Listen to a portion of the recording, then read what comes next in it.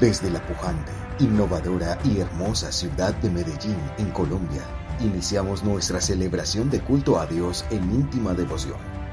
Íntima Devoción es una iglesia que cree, obedece, vive y proclama los efectos transformadores del Evangelio del Señor Jesús. Esta es una transmisión simultánea por nuestro canal de YouTube, Facebook e Íntima Devoción Radio.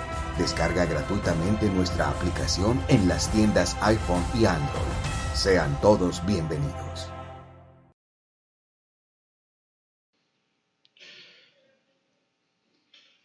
Santo Evangelio según San Mateo, capítulo 5,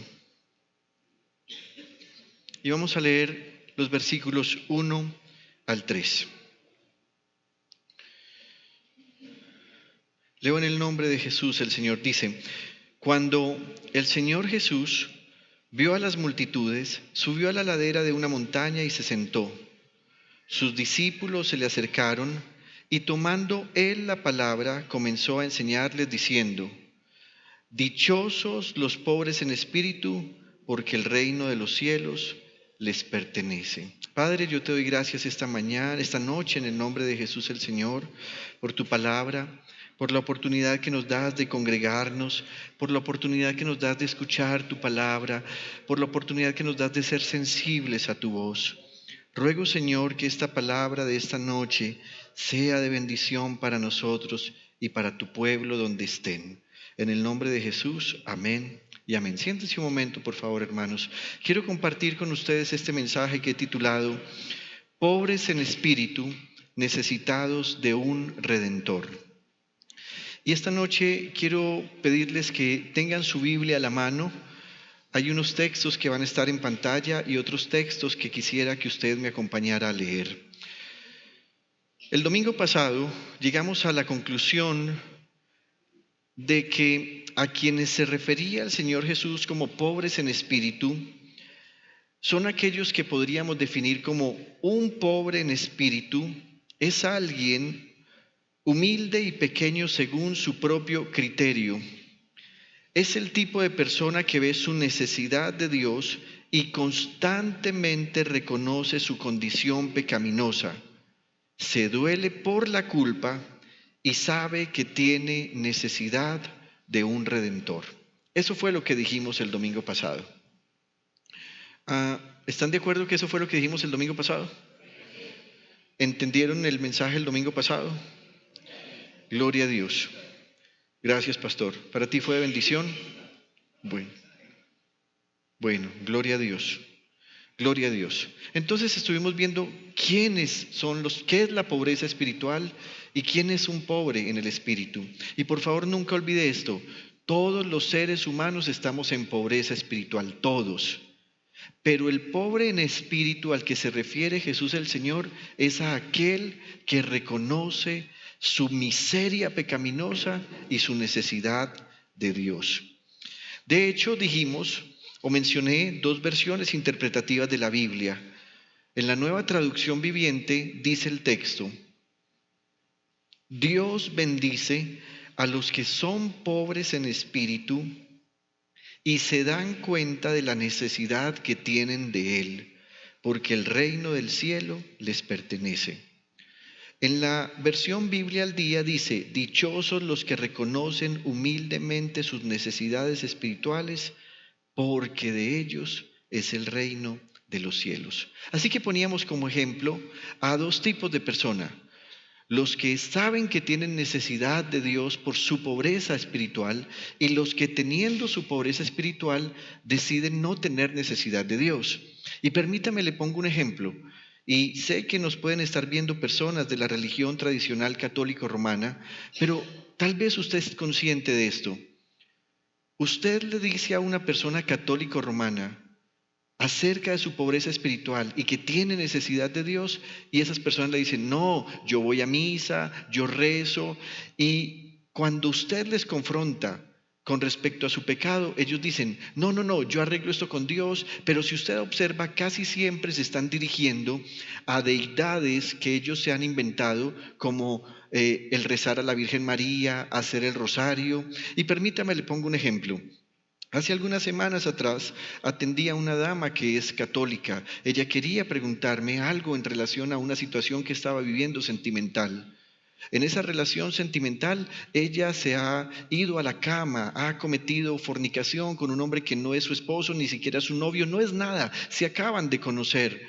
Y yo le dije, eso es pecado ante Dios. Y me dijo, no, pero es que yo lo hice por amor y aunque este hombre se ha desaparecido de mi vida, yo lo hice todo con amor y yo sé que Dios valora cuando uno hace las cosas con amor. Le dije, ¿has pecado contra el Señor? Me dijo, no, Dios no es así como usted me está diciendo.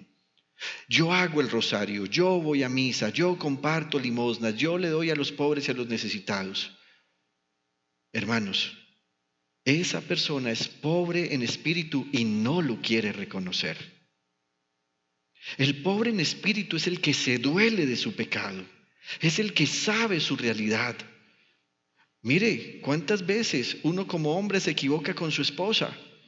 Pero cuando ella decide irse, uno empieza a darse cuenta de cuánto le dolió, no solo que se haya ido, sino todas las cosas que uno hizo en contra de ella. ¿Qué está pasando con las dos personas que he puesto como ejemplo? El uno reconoce su necesidad y su pobreza en espíritu y va y le dice al Señor, no solo Dios arregla mi matrimonio, no, va y le dice, he pecado contra ti, Señor. He pecado contra mi esposa, he pecado tremendamente.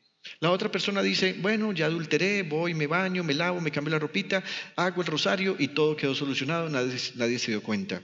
Observe qué diferente actitud tiene la gente frente a un mismo pecado. Ahora bien, hay algo en lo que quisiera que meditáramos. Si me devuelves la presentación, quiero que piense en esto que he escrito en la línea amarilla. Un pobre en espíritu sabe que tiene necesidad de un redentor. Así que un pobre en espíritu sabe que él mismo no se puede perdonar. Y aquí quiero que seamos claros. Durante los últimos 25 o 30 años se infiltró una doctrina en nuestras iglesias que hablaba de la sanidad interior. Y aunque yo creo que uno sí necesita ir sanando a medida que conoce al Señor, hay una sanidad que puede ser inmediata, hay otra que puede ser progresiva, tengo claro lo siguiente, yo nunca llegaré al nivel en el que yo mismo me pueda perdonar lo que yo he hecho. En la sanidad interior siempre se le decía a la gente cosas como estas, tienes que perdonarte por lo que hiciste. Quiero que sepa, yo no puedo perdonarme. Mi perdón siempre será insuficiente. Mi perdón hacia mí es inútil. Así que necesitaré un redentor. Es por eso que todo pobre en espíritu sabe que su miseria espiritual le hace imposible alcanzar a Dios por sus propios méritos. Así que reconoce y acepta que solo por medio del Señor Jesús puede acercarse a Dios. Y para ilustrar esto, me gustaría que recordáramos una historia que refleja muy bien la condición de un pobre en espíritu que decide humillarse ante el Dios verdadero y el Dios verdadero le provee un redentor. Me refiero a la historia de Ruth. Hay un libro que tiene 4 capítulos en el Antiguo Testamento. Se llama así, Ruth. Y empieza diciendo de la siguiente manera en el capítulo 1, versículos 1 y siguientes. Dice, en el tiempo en que los caudillos gobernaban el país, es decir, en Israel todavía no había rey. ¿A quién se estaba refiriendo? A todos esos que hemos conocido como los jueces de Israel.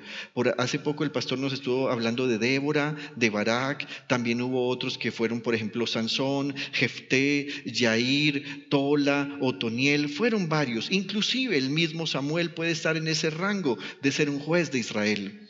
Así que no había un rey, no había una figura a la que la gente le dijera, él es la máxima autoridad. Había alguien a quien Dios usaba por temporadas que se levantaba para traer palabra de dirección a su pueblo y también defensa contra los enemigos. Y dice que en esa época, y usted recuerda que la época de los caudillos fue una época en la que el pueblo de Israel pecaba durante mucho tiempo.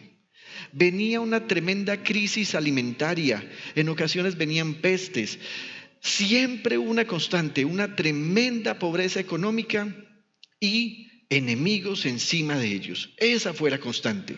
Entonces dice que en esa época hubo además una época de hambre.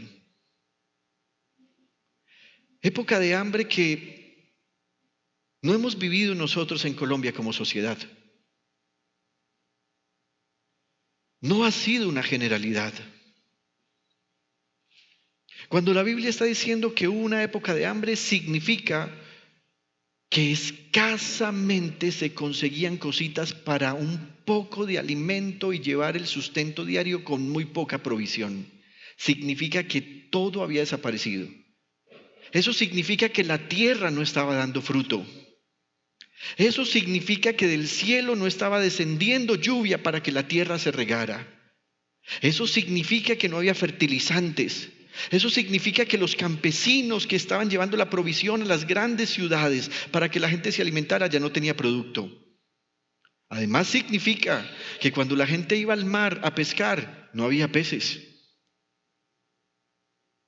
Era una época de hambre. Y dice la Biblia, entonces un hombre preste atención a esto, Belén de Judá, emigró a la tierra de Moab junto con su esposa y sus 2 hijos.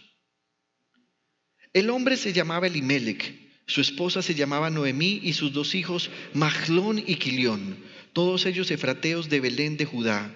Cuando llegaron a la tierra de Moab se quedaron a vivir allí.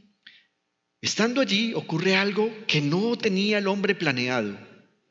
El que promovió todo esto, mire lo que le va a suceder. Pero murió Elimelec, o sea, el jefe de familia, esposo de Noemí, y ella se quedó sola con sus 2 hijos. Bien, ahora hay una viuda con 2 hombrecitos que la van a sostener. Pero ellos llegan a un momento en que dicen, mamá, queremos hacer nuestra vida. Estos se casaron con mujeres moabitas, la una llamada Orfa y la otra Ruth. Después de haber vivido allí unos 10 años, murieron también Mahlón y Quilión, y Noemí se quedó viuda y sin hijos. Así que la historia nos muestra hasta aquí a una familia que ha abandonado, recuerden, Belén de Judá. ¿En qué momento la abandonaron? En la época que hubo una hambre. Pero paremos un momentico. Belén en hebreo significa la casa del pan. Así que quien está escribiendo este texto nos está diciendo que ellos se fueron de la casa del pan a buscar sustento en otro lugar. Ahora bien, si no había alimento en la casa del pan, ¿sería posible encontrar alimento en otro lugar? Simplemente se fueron, y lo peor, se fueron para un territorio que no pertenecía al pueblo de Israel. Era un territorio que incluso Dios había dicho por medio de la ley que no debería haber contacto del pueblo de Israel con los moabitas y con los amonitas, porque esas 2 naciones eran el producto de un incesto que siglos atrás había cometieron las hijas de Lot con su padre cuando lo embriagaron y se acostaron con él y tuvieron cada una un hijo. Los moabitas eran despreciables ante Israel y ante Dios, pero este hombre, Elimelec, decidió abandonar la casa del pan para irse a Moab. Y además la historia nos va a confirmar otra noticia triste. Los 2 hijos de Noemí tampoco tuvieron hijos. Así que ella se ha quedado sin quien vele por ella, pero con un ingrediente que en vez de traerle alivio, le trae carga. Ella ha perdido a sus 2 hijos y ahora las viudas de sus hijos están a cargo de ella. ¿Y por qué están a cargo de ella? Porque la ley de Dios había dicho que si una mujer se casaba con un hombre y ese hombre moría, la familia de ese hombre tenía que darle otro hijo para que se casara con ella cuando ella no hubiese tenido hijos. Tenga en cuenta ese detalle. Así que hasta aquí hemos dicho, hay una familia que se ha desplazado de su propia tierra. Ayúdame, por favor. Noemí ha quedado viuda. Sus hijos se casan. Sus hijos mueren y ahora Noemí queda a cargo de 2 nueras. Y para este instante la historia nos va a mostrar las facetas de 2 tipos de persona. De aquí en adelante quiero que observe lo que va a ocurrir con las 2 nueras de Noemí. La una usted podrá evidenciar que es alguien que, siendo pobre en espíritu, no reconoce su pobreza espiritual. Y la otra, siendo pobre en espíritu, sí reconoce su pobreza espiritual y ahí toma la decisión de jugársela toda por el llamado que Dios hace, inclusive cuando en cualquier situación difícil todo parece fácil de comprender. Versículo 6. Noemí regresó de la tierra de Moab con sus dos nueras porque allí se enteró de que el Señor había acudido en ayuda de su pueblo al proveerle de alimento. ¿Cuál fue el problema? ¿Por qué se desplazaron? Por falta de alimento. Quiero que sepa algo. No esté usted buscando soluciones en otros lugares del mundo para usted tener sustento. Cuando Dios va a enviar su provisión para su pueblo, la envía inclusive donde primero envió hambre. Y dice, salió pues con sus dos nueras del lugar donde había vivido, o sea de Moab, y juntas emprendieron el camino que las llevaría hasta la tierra de Judá. Entonces Noemí les dijo a sus dos nueras, nueras, miren, hagamos algo, vuelva cada una a la casa de su madre, que el Señor las trate a ustedes con el mismo amor y lealtad que ustedes han mostrado con los que murieron y conmigo. Que el Señor les conceda hallar seguridad en un nuevo hogar, al lado de un nuevo esposo. Luego las besó, pero ellas, deshechas en llanto, alzaron la voz y exclamaron, no, nosotras volveremos contigo a tu pueblo. Si hay nueras que quieren a la suegra, sí las hay, para que empecemos a sacar esos conceptos. Cuando una nuera no quiere a su suegra, entonces tampoco quiere al hijo, o sea, al esposo. Y ahí hay que tener cuidado. Si usted como nuera no quiere a su suegra, usted tampoco ama al hijo de su suegra. Mire cómo le había dicho Noemí. Les agradezco por el amor y la lealtad que le mostraron a los que murieron, o sea, que amaban a Mahlón y a Quilión, y que están mostrando conmigo. Una nuera conforme al corazón de Dios siempre amará a su suegra, siempre. Una nuera que ama que ama al Señor y que sigue el plan de Dios jamás atentará contra la madre de su esposo. Así que ellas dicen, no, nosotras no nos volveremos, iremos contigo a tu pueblo. Versículo 12, vuelvan a su casa. Versículo 11, vuelvan a su casa, hijas mías, insistió Noemí, ¿para qué se van a ir conmigo? Y mire esto, ¿acaso voy a tener más hijos que pudieran casarse con ustedes? No tenía más hijos. Vuelvan a su casa, hijas mías, váyanse. Yo soy demasiado vieja para volver a casarme. Aún si abrigara esa esperanza y esta misma noche me casara y llegara a tener hijos, los esperarían ustedes hasta que crecieran.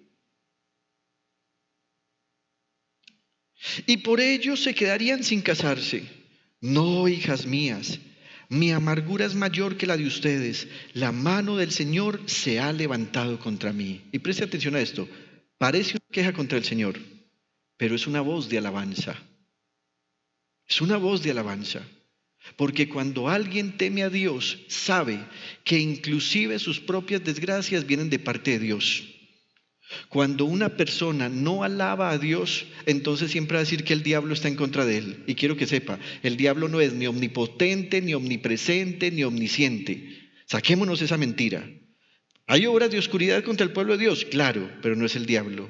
Así que ella aquí no dice, el diablo se ha levantado contra mí. Ella dice, la mano del Señor. ¿Y por qué digo que además es una expresión de alabanza? Porque todo el que ama a Dios sabe que inclusive si la mano del Señor se levanta contra él, el Señor es misericordioso y compasivo.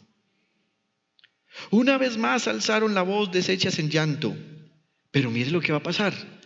Luego Orfa se despidió de su suegra con un beso, así que una se fue.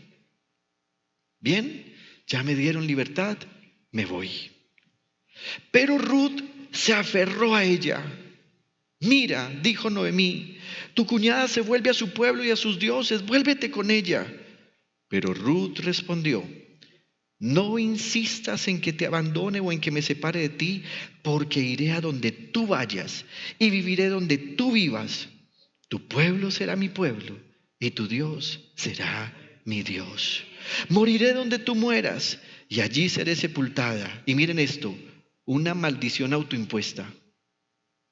Que me castigue el Señor con toda severidad si me separa de ti algo que no sea la muerte. Una palabra firme. Piensen esto. Las tres están en absoluta pobreza y para efectos de este sermón diré en pobreza en espíritu. La una decide alabar a Dios, Noemí, y decide reconocer su situación. La otra Orfa dice, está bien, me voy. Está renunciando a su situación, está renunciando a reconocer su necesidad, porque la suegra le dijo, vaya que le doy libertad para que se case con otro. Y ella que dice, me voy, tengo que rehacer mi vida. Pero la otra dice, no, su Dios será mi Dios. Y esa es la frase importante. Dijo, su pueblo será mi pueblo, su Dios será mi Dios. Ruth era una mujer que no temía al Dios de Israel. Ruth era una mujer pagana, pero esa mujer pagana ha sido transformada por la fe. Así que digámoslo así, Orfa regresó a su casa, a sus costumbres, a sus creencias, a sus dioses. Una pobre en espíritu se fue sin reconocer su pobreza espiritual. Ruth prefirió quedarse sin nada, sin costumbres, sin pueblo y decidió buscar al verdadero Dios. Eso es lo que hace un pobre en espíritu. Un pobre en espíritu es capaz de renunciar a su familia. Listo. Hoy estamos viviendo un evangelio muy extraño. No, pastor, mira, yo sí quiero ir a la iglesia y todo, pero no quiero que mi familia se entere, no quiero que publiquen fotos de mi bautismo. Pastor, yo no quiero que nadie lo sepa. ¿Pero por qué, mijo? No, es que si mi familia se entera me van a sacar, me van a despreciar. Y no han entendido las palabras del Señor Jesús que dijo, amigos míos, si usted no es capaz de dejar papá, mamá, amigos, hermanos, esposa, hijos por mí, usted no es digno de mí. Ruth decidió dejar todo. ¿Y saben por qué decidió dejar todo? Por nada, porque no tenía nada a la mano. Y así es la gente pobre en espíritu. La gente pobre en espíritu se la juega por Dios, no porque esté esperando cosas de Dios. Y ahí está la diferencia. Cuando Ruth decide quedarse con su suegra, ella era consciente de que ambas no tenían nada. Versículo 18. Al ver Noemí que Ruth estaba tan decidida a acompañarla, no le insistió más. Entonces las dos mujeres siguieron caminando hasta llegar a Belén. Apenas llegaron, hubo gran conmoción en todo el pueblo a causa de ellas. ¿No es esta Noemí?, se preguntaban las mujeres del pueblo. Claro, ya habían pasado como 10 años. Ya no me llamen Noemí, repuso ella. Llámenme Mara. Mara significa amargura. Porque el Todopoderoso ha colmado mi vida de amargura. Otra expresión de alabanza. Usted dirá, ¿una alabanza? Sí. Recibiremos de Dios lo bueno y no recibiremos lo malo. Ella está reconociendo que aún su dolor viene de parte del Señor. ¿Acaso no dice el apóstol Pablo? La tristeza que viene del mundo trae consigo muerte, pero la tristeza que viene de Dios produce arrepentimiento y el arrepentimiento lleva a la salvación. Y mira lo que dice Noemí. Me fui con las manos llenas, pero el Señor me ha hecho volver sin nada. Un momentico. Y no se habían ido pues cuando todos estaban en pobreza. O sea que Elimelech se fue no porque le estuviera faltando. Tenía miedo a la situación. El miedo no es un buen consejero. Noemí aquí reconoce que se fue con sus manos llenas, y eso significa con un esposo y con 2 hijos, pero el Señor me ha hecho volver sin nada, sin esposo, sin hijos y con una carga. Pero ella, para no mencionar su carga, simplemente dice, nada de lo que antes tenía lo poseo ahora. ¿Por qué me llaman Noemí si me ha afligido el Señor, si me ha hecho desdichada el Todopoderoso? Otra voz de alabanza. Hermanos, si algún día te viene desdicha, reconoce que viene de parte de Dios. Esa también es una alabanza. Así fue como Noemí volvió de la tierra de Moab acompañada por su nuera Ruth la Moabita. Cuando llegaron a Belén comenzaba la cosecha de cebada. Así que el contraste de Orfa y de Ruth es notable en muchas cosas, pero me gustaría destacar algo. Orfa representa a los que viven en pobreza espiritual, pero siempre buscan lejos de Dios encontrar satisfacción a esa necesidad y miseria espiritual. Ruth representa a los pobres en espíritu, que se humillan ante el Dios verdadero, porque saben que con Él hay satisfacción a cualquier necesidad.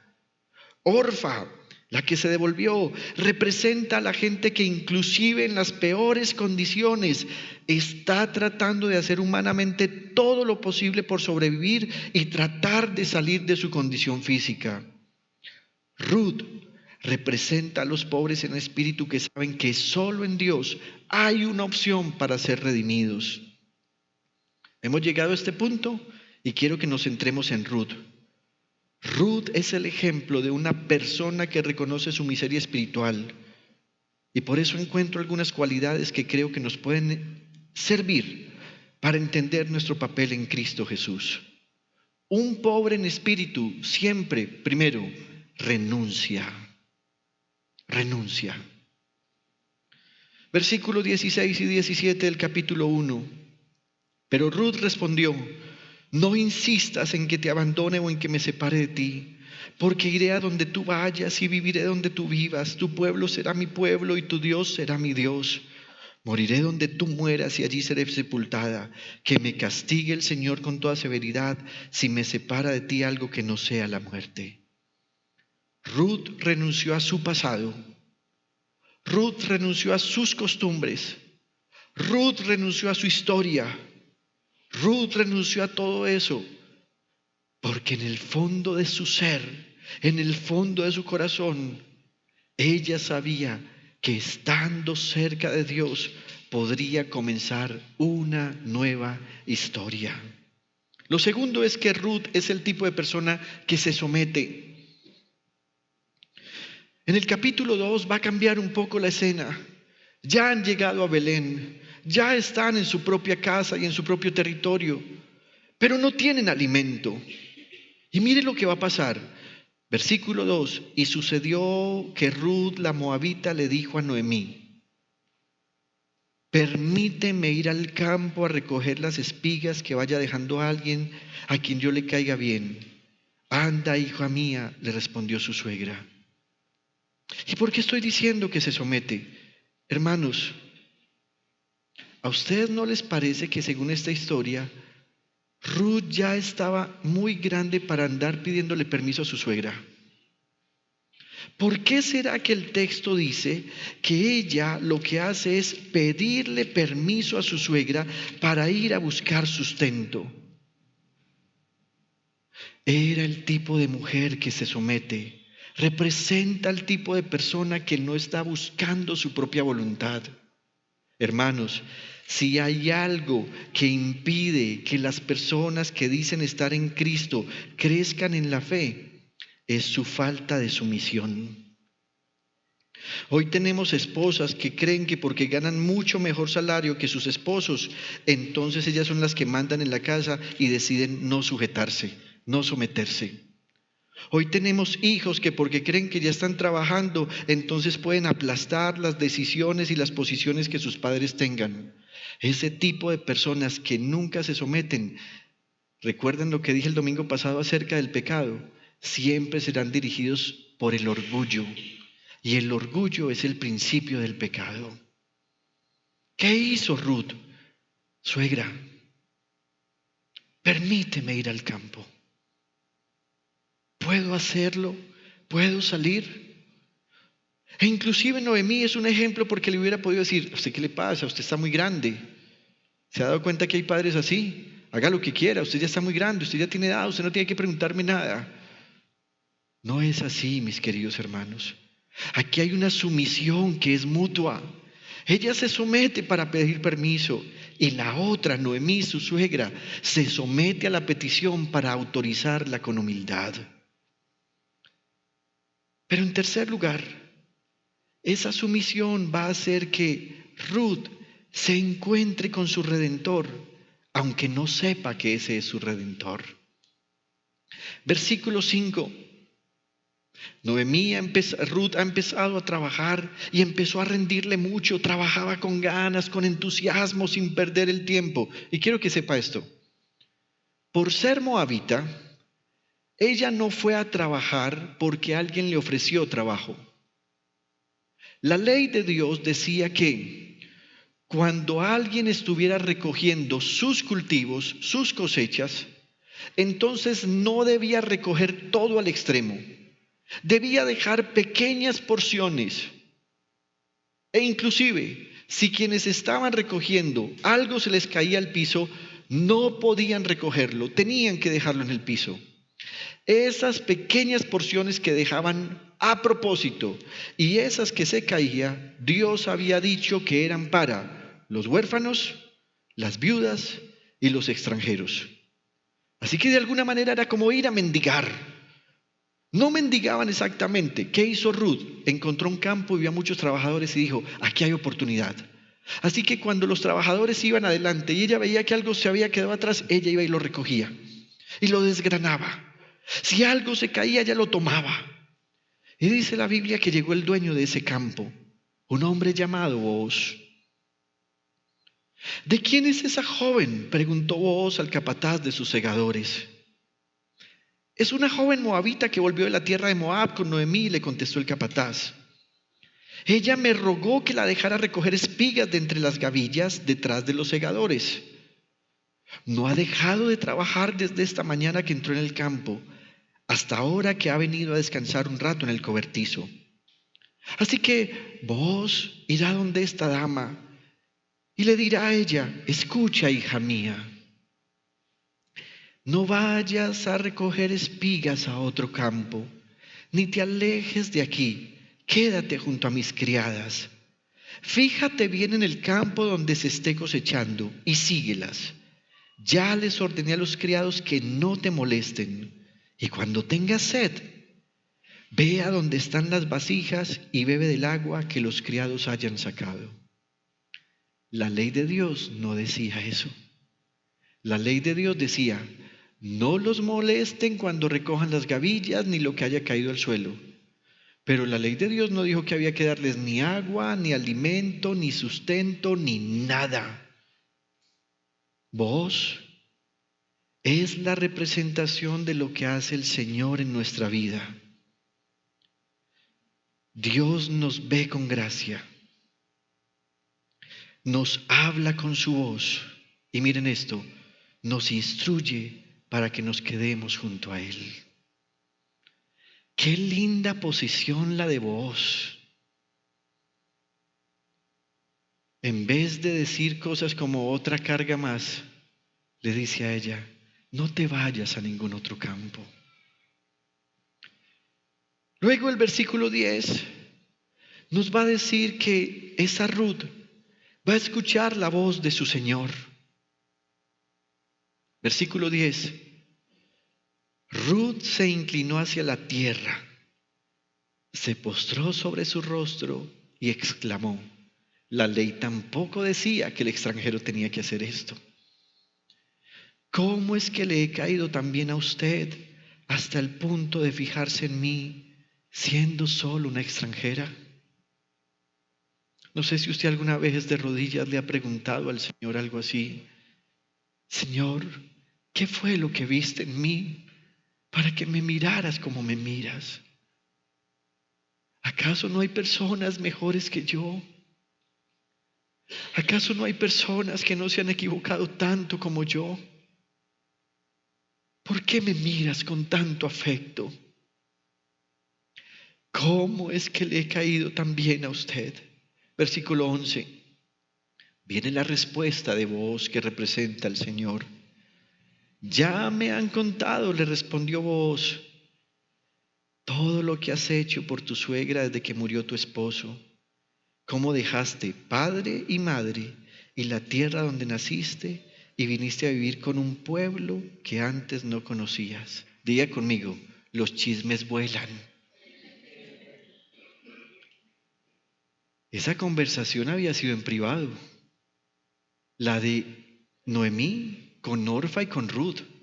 Eso fue en plena carretera. ¿Se acuerdan que ya habían cogido el camino cuando Noemí se detiene y dice, no, devuélvanse? Esa conversación fue en privada cuando Ruth le dijo a Noemí, no me pidas que me vaya, ni te abandone. Tu pueblo será mi pueblo, tu Dios será mi Dios. Hermanos, no hay nada bueno que usted haya hecho que Dios no se haya enterado. Ella estaba preguntando, ¿por qué me ves con gracia? Porque ignoraba que vos sabía lo que ella había hecho. Hay cosas posiblemente que usted ha hecho y que nadie sabe. Su pariente redentor, que es Jesús, sí las sabe.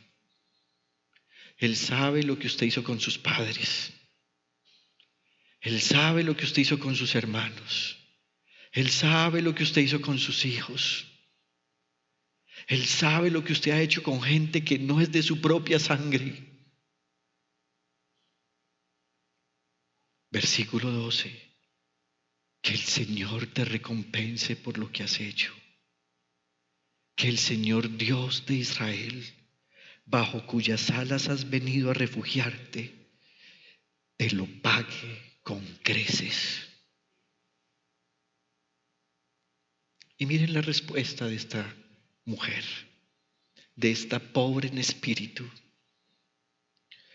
Ojalá siga yo siendo de su agrado, mi Señor, contestó ella. Usted me ha consolado y me ha hablado con cariño, aunque ni siquiera soy como una de sus servidoras. A la hora de comer, Booz le dijo, ven acá, sírvete pan y moja tu bocado en el vinagre. Tampoco la ley decía esto. Que le hubiera dado agua ya era suficiente. Tu Redentor, mi Redentor, nunca nos dará solo lo suficiente. Siempre nos dará más en su gracia. Cuando Ruth se sentó con los segadores, ahora ya no solamente es pan, Booz le ofreció grano tostado. Ella comió, quedó satisfecha y hasta le sobró. En quinto lugar, esta muchacha se deja redimir. Vámonos rápidamente a la Biblia todos. Vamos a leer el capítulo 3 de Ruth. Se me está yendo el tiempo, estoy un poco nervioso y quiero terminar esto hoy. Si nos vamos hasta las 11, ¿ustedes me tienen paciencia? En Maicao me hacen una señal si me tienen paciencia también. Vamos a leer rápidamente el capítulo 3. Mire cómo se deja redimir esta mujer linda, pobre en espíritu. Un día su suegra Noemí le dijo, hija mía, ¿no debiera yo buscarte un hogar seguro donde no te falte nada?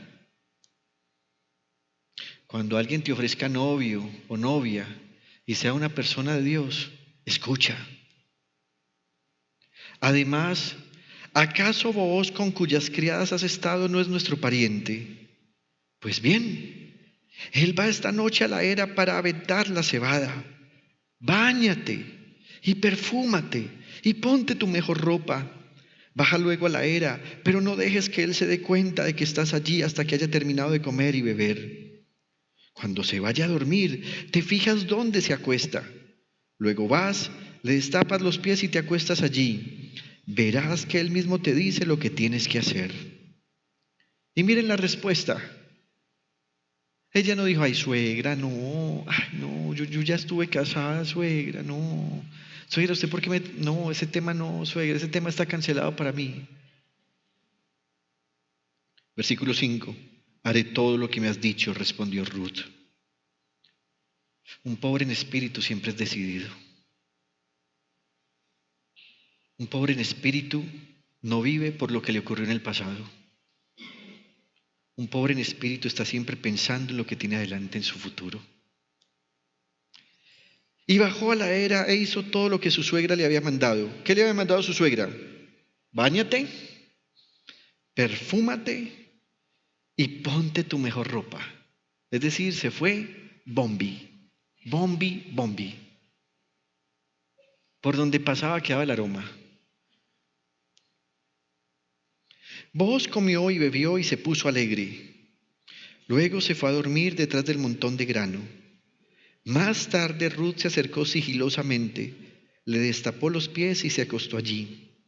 A medianoche Booz se despertó sobresaltado y al darse vuelta descubrió que había una mujer acostada a sus pies. ¿Quién eres?, le preguntó. Estaba asustado. Soy Ruth, su sierva. Extienda sobre mí el borde de su manto, ya que usted es un pariente que me puede redimir. Esa es una costumbre hebrea. Era la señal con la cual él la iba a redimir. ¿A qué manto se está refiriendo? Al talit. Algunas veces usted ha visto que usamos nuestro talit para orar o para algunos momentos especiales. Hemos tratado de no volverlo a usar públicamente para no generar escándalo afuera, porque todo el tiempo dicen que aquí circuncidamos y que los hemos llevado a ustedes al judaísmo y al mesianismo, así que lo hemos guardado ya más para nuestros asuntos familiares y privados ante Dios. Así que ella le dice, extienda su manto. Era una forma como ese hombre le estaba diciendo a ella, te voy a proteger, te voy a cuidar, te voy a redimir. Y miren lo que le dice el Redentor. Que el Señor te bendiga, hija mía. Esta nueva muestra de lealtad de tu parte supera la anterior, ya que no has ido en busca de hombres jóvenes, sean ricos o pobres. Y ahora, hija mía, no tengas miedo. Haré por ti todo lo que me pidas. ¿Sabe algo? Él notó que ella estaba nerviosa. No era fácil para una dama irse a presentar sola ante un varón. Si él hubiese sido un hombre malvado, de corazón perverso, hubiese podido abusar sexualmente de ella. Él ya se había tomado unos vinitos y dice la Biblia, estaba alegre. ¿Perdón? O denunciarla. Y si la denunciaba, podría ser apedreada y muerta. ¿Cómo estaría temblando esta chica? Temblaba, al punto que él se da cuenta y le dice, no tengas miedo. Haré por ti todo lo que me pidas. Todo mi pueblo sabe que eres una mujer ejemplar. ¡Wow! Las mujeres que necesitamos hoy en la iglesia. Que todo el mundo sepa, sus familiares, sus amigos, los vecinos que son ejemplares.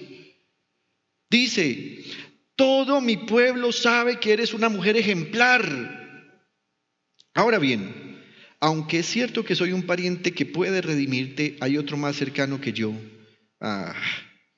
Quédate aquí esta noche. Mañana, si él quiere redimirte, está bien que lo haga. Pero si no está dispuesto a hacerlo, tan cierto como que el Señor vive, te juro que yo te redimiré. Ahora acuéstate aquí hasta que amanezca. Así que se quedó acostada a sus pies hasta el amanecer y se levantó cuando aún estaba oscuro, pues él había dicho que no se sepa que una mujer vino a la era. Diga conmigo, los chismes vuelan. Luego Booz le dijo, pásame el manto que llevas puesto y sosténlo firmemente. Ruth lo hizo así y él echó en el manto 6 medias de cebada y puso la carga sobre ella. Luego él regresó al pueblo. Cuando Ruth llegó a donde estaba su suegra, ésta le preguntó, ¿cómo te fue, hija mía? Cuente. ¿Cómo le fue? ¿Qué le dijo? Ruth le contó todo lo que aquel hombre había hecho por ella y añadió, me dio estos 20 kilos de cebada y me dijo, no debes volver a tu suegra con las manos vacías. Entonces Noemí le dijo, espérate, hija mía, a ver qué sucede, porque este hombre no va a descansar hasta dejar resuelto este asunto hoy mismo. Cuando el Señor toma su caso en sus manos, esto no es para muy lejos, eso es para que se resuelva, diga conmigo, hoy mismo. El término redención puede traducirse también como rescate, liberación o salvación. Dios había determinado que si una persona perdía sus posesiones y aún su libertad llegando a ser esclavo, esto no determinaba una condición permanente para esa persona, es decir, había una oportunidad para el rescate, la redención o la liberación, pero esa redención debía serla un pariente cercano. En Levítico 25, versículos 47 y 48 dice: si el forastero o el extranjero que está contigo se enriqueciere y tu hermano que está junto a él empobreciere, y se vendiera el forastero o extranjero que está contigo o alguno de la familia del extranjero, después que se hubiere vendido podrá ser rescatado, uno de sus hermanos lo rescatará. Por eso ellas estaban acudiendo a un familiar cercano. Necesitaban que lo poco que les había quedado, su terreno, su casa, no se perdiera. Pero quiero llegar a un punto en el que usted y yo debemos entender lo siguiente: Jesús es nuestro pariente redentor. En el capítulo 4 la Biblia dice que efectivamente Booz se fue a la puerta de la ciudad. La puerta de la ciudad era donde se sentaba el alcalde de la ciudad con lo que hoy podríamos decir el consejo municipal. Allí se sentaban los ancianos principales. Toda persona que iba a ese lugar llamado la puerta de la ciudad iba a consultar a esos ancianos para resolver cualquier asunto que tuviera que ver con la ley de Dios. La Biblia dice que ese mismo día, y tal como Noemí había dicho, Booz se fue para la puerta de la ciudad donde estaban esos ancianos y esperó a que pasara el pariente que él había mencionado que era más cercano que él. La Biblia dice que Booz le dijo: ven amigo y siéntate aquí conmigo. Y llamó a 10 de los ancianos de la ciudad y les dijo: siéntense aquí, y ellos se sentaron. Versículo 3. Booz le dijo al pariente redentor: Noemí, que ha regresado de la tierra de Moab, está vendiendo el terreno que perteneció a nuestro hermano Elimelec. Consideré que debía informarte del asunto y sugerirte que lo compres en presencia de estos testigos y de los ancianos de mi pueblo. Si vas a redimir el terreno, hazlo. Pero si no vas a redimirlo, házmelo saber para que yo lo sepa, porque ningún otro tiene el derecho de redimirlo sino tú, y después de ti yo tengo ese derecho. Yo lo redimo, contestó el otro. Ay, ¿qué habrá sentido vos? Esa muchacha como está de linda, una mujer ejemplar, y la va a redimir. Pero vos tenía, como dicen por ahí, la sartén por el mango. Pero Booz le aclaró: bueno, listo, quédate con ella. Pero el día que adquieras el terreno de Noemí, adquieres también a Ruth la Moabita, viuda del difunto, a fin de conservar su nombre junto con su heredad. ¿Qué implicaba eso? Que si este pariente se casaba con Ruth, el primer hijo que tuvieran debía llevar el nombre del primer esposo que le había muerto a ella. Y significaba que se convertía en el heredero de todo lo que ese muerto había dejado. Pero además, como seguía siendo padre de este que era el redentor, entonces este también le tenía que dar herencia. Así que Booz le expuso eso. Y el otro dijo: no, si es así no. Entonces yo no puedo redimirlo, respondió el pariente redentor, porque podría perjudicar mi propia herencia. Redímelo tú, te cedo mi derecho, yo no puedo ejercerlo. En aquellos tiempos, para ratificar la redención o el traspaso de una propiedad en Israel, una de las partes contratantes se quitaba la sandalia y se la daba a la otra. Así se acostumbraba a legalizar los contratos en Israel. No había notarías, no había documentos, no había escrituras. Y dice: por eso el pariente redentor le dijo a Booz: cómpralo tú, y se quitó la sandalia.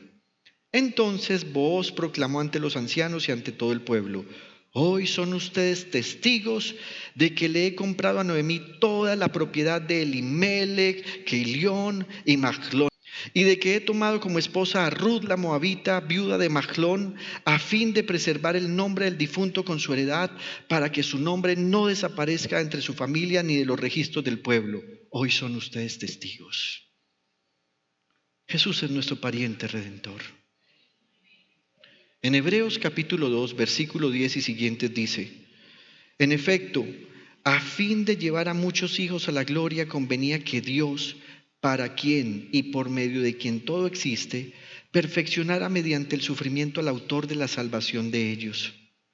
Tanto el que santifica como los que son santificados tienen un mismo origen, por lo cual Jesús no se avergüenza de llamarlos hermanos. Cuando dice: proclamaré tu nombre a mis hermanos, en medio de la congregación te alabaré.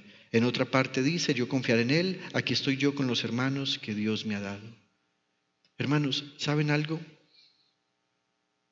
Jesús es nuestro Dios, no hay duda de eso. Jesús es nuestro Señor, Él es quien gobierna nuestra vida. Pero ¿se había puesto usted a pensar que cuando Jesús habla de usted, Él se refiere a usted como mi hermano? Mi hermano Nicolás, dice Jesús. Mi hermana Iliana. Mi hermano Juan. Mi hermana Grey. Algunas veces vemos a Jesús tan distante que pensamos en cómo nos referimos a Él. Oh Dios, oh Padre, oh Soberano, oh Rey de Reyes. Pero ¿saben cómo se refiere Él a nosotros? Mi hermano. ¿Te gustaría escuchar la voz del Señor diciéndote: hermano mío, hermana mía? Así que Él es el pariente redentor, pero miren lo que Él ha hecho. Efesios 1, 7 y 8. En Él, en Jesús, nuestro hermano, tenemos la redención mediante su sangre, el perdón de nuestros pecados conforme a las riquezas de la gracia que Dios nos dio en abundancia con toda sabiduría y entendimiento. Esa es nuestra historia. Nuestro hermano mayor derramó su sangre para redimirnos, como Booz hizo con Ruth. Usted y yo éramos esclavos del pecado por cuanto estábamos vendidos al pecado. No cualquier pecado, el pecado que practicábamos. Cuídese mucho de esto. Cuando uno empieza a caminar con el Señor, hay épocas en las que a uno se le despiertan las tentaciones que tienen que ver con los pecados que cometió antes de haber sido redimido con la sangre de Jesús. Cuando estamos caminando con Jesús, hay épocas del año en que a uno le empieza a dar ansiedad por coquetear con otras mujeres que no son su esposa, por volver al alcohol, a las drogas, a los alucinógenos. Ten cuidado. Hay un pariente tuyo que te redimió. Es tu hermano mayor y te redimió por una razón. Versículo 34 de San Juan 8. Ciertamente les aseguro que todo el que peca es esclavo del pecado. Respondió Jesús: ahora bien, el esclavo no se queda para siempre en la familia, pero el hijo sí se queda en ella para siempre. Así que como tenemos un pariente redentor, Él está diciendo: tome una decisión. Si usted sigue pecando, usted va a ser un esclavo del pecado e inclusive el pecado mismo lo despreciará. Pero si usted acepta mi redención, entonces usted va a ser liberado. Y mire lo que dice el versículo 36. Así que si el Hijo los libera, serán ustedes verdaderamente libres. También el apóstol Pablo dice en Romanos 7:14. Sabemos, en efecto, que la ley es espiritual, pero yo soy meramente humano y estoy vendido como esclavo al pecado. Así que, si algún hombre fuera incapaz de redimirse a sí mismo siendo esclavo, su pariente podría redimirlo. Y por eso Dios primero nos hizo sus hijos por medio de nuestro hermano mayor, para luego rescatarnos. Hermanos, cuando te vengan los momentos de tentación, recuerda, es la tentación del pecado que te esclaviza, pero ahora que has abandonado el pecado, eres libre por la sangre de nuestro hermano mayor, que es nuestro Redentor. Así que, en séptimo lugar, viene la bendición del reino. Versículo 11 de Ruth. Los ancianos y todos los que estaban en la puerta respondieron: somos testigos.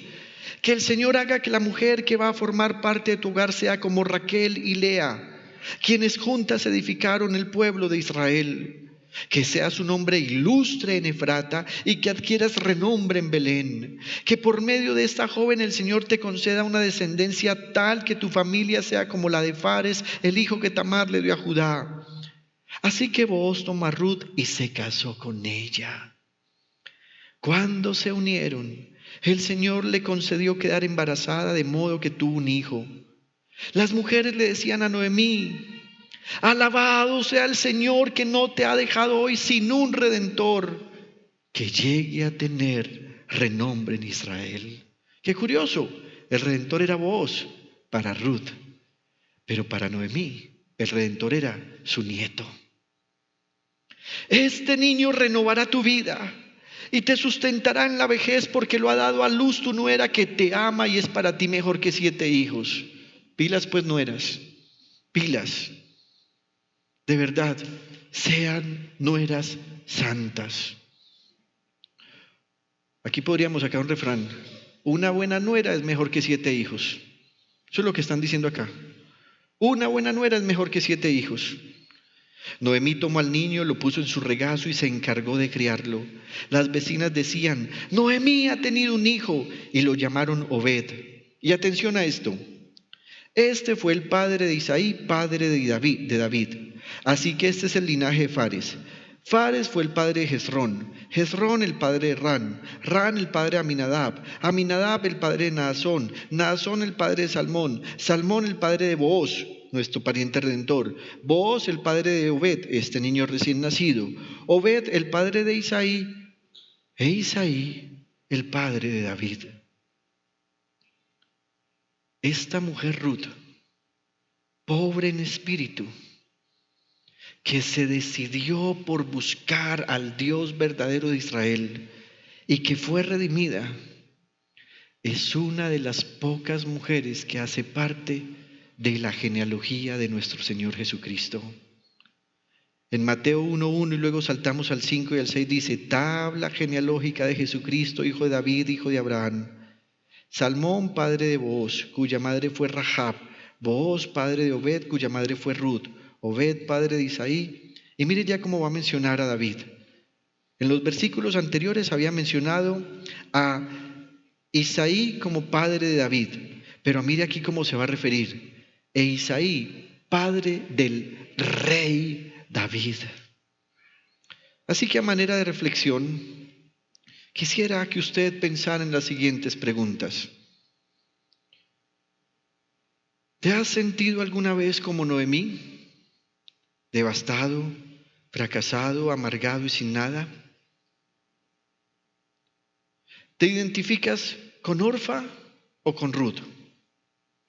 Las dos eran pobres en espíritu. Una decidió irse a arreglar su vida y la otra decidió humillarse ante Dios.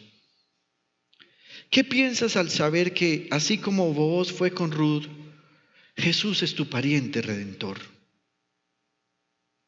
¿Habías pensado en que Jesús no se avergüenza de llamarte hermano?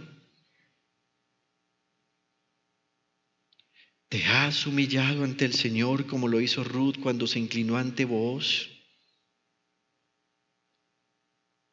Cuando Ruth decidió aferrarse a Noemí, en el fondo del corazón de Ruth había algo que la motivaba: la esperanza de un reino. Así que piensa en esto: ¿esperas con ansias el reino de los cielos? Repito las palabras del Señor Jesús: dichosos los que reconocen humildemente sus necesidades espirituales, porque de ellos es el reino de los cielos. Desde la pujante, innovadora y hermosa ciudad de Medellín, en Colombia, hemos transmitido la celebración de culto a Dios en íntima devoción. Íntima Devoción es una iglesia que cree, obedece, vive y proclama los efectos transformadores del Evangelio del Señor Jesús. Descarga gratuitamente nuestra aplicación en las tiendas de iPhone y Android y síguenos en Facebook, YouTube, Instagram y Twitter como Íntima Devoción. Hasta pronto.